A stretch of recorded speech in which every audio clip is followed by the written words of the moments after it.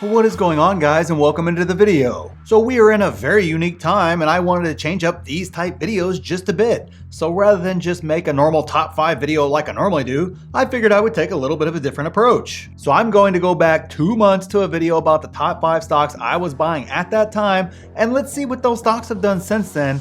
And more importantly, I will tell you if those stocks are still a buy today or not. And give you all the good gory details in between too about good, not good, what I'm going to buy at, and all that good stuff. I just ask in exchange for you to gently tap that like button and consider subscribing too. It's super easy to do if you like the truth without the hype. And I know maybe someone else has done this too. I honestly have no idea, but I thought it was kind of a unique way at looking at stocks to buy type video. So here we go. And let me know down in the comments if you love it or hated it or any feedback you have about it. Now let me be very clear and upfront with you guys on this. These stocks could all go down significantly. Some may have already bottomed out already, and everywhere in between all that sort of stuff. And absolutely nobody has any idea what will actually happen with all of these stocks. Nobody knows. The only thing I know is approximately where fair value is based on actual valuation, and then it's up to me, and it's up to you too in your own decisions, to decide if you want to buy the stock or not at the discount that it's at. If the greatest investors ever don't know where stocks are heading, neither does anyone on TV or on YouTube. So let's jump over to the top 5 stocks I bought back then and see how we are doing,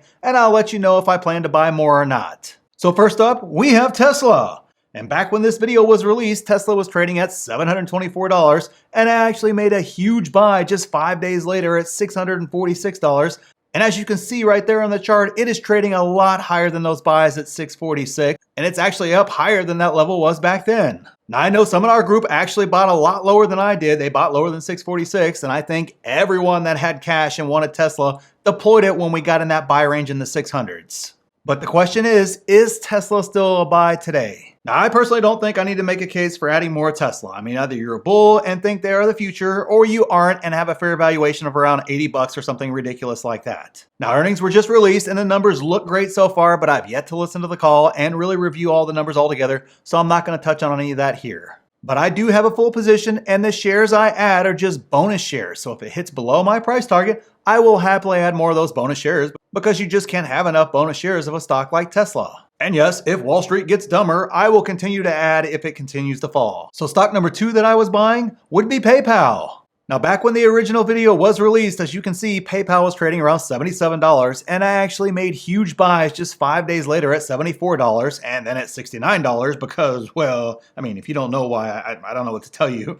And one more buy at $67 per share too. And once again, as you can see, it is actually trading a little bit above where it was at 2 months ago, so another stock that has held up really good despite all the noise. But is PayPal still a buy today? Well, let me see here. They are profitable, they're projecting great growth well into the future, and their partnership with Amazon will continue to ramp up in the back of this year and into the future years. So count me in as a buyer of this stock at these prices, because anything under $100 is stealing money over the long term, in my opinion, of course, so I will continue to add to this stock. My position is honestly actually built out, but at these prices, I will just continue to add for the long term. So on to the third stock that I bought, and that would be Palantir. Now looking at the chart here from a few months ago, Palantir was around $8 or so, and I actually made a huge buy just a couple days earlier in the $6 range, and again in the $7 range, and as you can see today, it is trading over $10 per share. So congrats to those of you that were prepared and bought that big dip on Palantir and ignored all the noise on YouTube at the time about stocks falling another 40% or stop buying the dip or whatever the heck the narrative was that basically freaked out almost everyone who dumped their stock, sending it to $6, or it prevented many people from pulling the trigger in that $6 range because someone on YouTube said it would fall another 40%, or it's getting worse out there, or whatever the heck the narrative was. Those that didn't listen to the noise and bought the dip big instead, like you should in a scenario like this, were rewarded with 40 or 50% gains so far in the middle of a giant bear market. And I know the group was going raging mad with buy alerts when it got in that $6 range. I mean, there was no fear there at all. Actually, it was kind of ravenous, all the people that were buying. And before I forget, if you want to see those buys in real time and have a group of 6- and 7-figure investors helping you avoid all the noise and spotting opportunities like this and having the support to execute, and you want to take 4 free courses and join me for weekly live streams, you want multiple exclusive videos every week and a ton more, check out the Market Insiders private group where you can use the coupon code HODL to get a special discount on a membership. But that code expires in just a few weeks if they don't sell out before then, so don't wait. All right, sorry about that. Back on topic here. Is Palantir still a buy today? Well, I absolutely think this will be a beast of a company in the future, and by the time Wall Street figures it all out, the little guys like us that were on it early at these prices are going to make a lot of money. However, like I said from the start with this company, it's going to take years for that to be realized. It's not a $40 stock or $50 stock or whatever by the end of this year, or even next year, to be honest. It's much further out than that. So patience is required, and this stock firmly goes into that category. You just basically lock it up and throw away the key and just don't look at it for a few years. And let me be clear about this point too.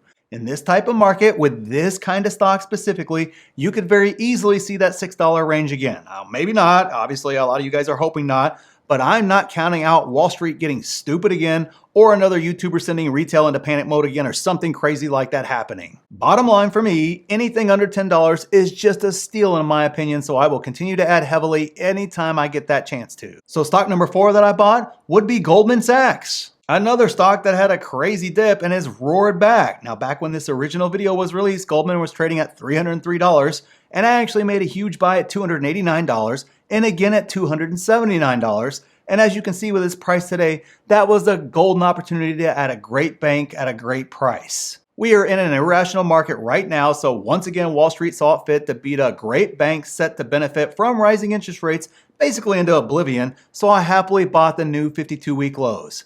And now, after great earnings, great guidance, and raising the dividend, Goldman is poised to finally break out of this slump it has been in for the past few months. So congrats to those of you guys out there that were prepared and bought that big dip.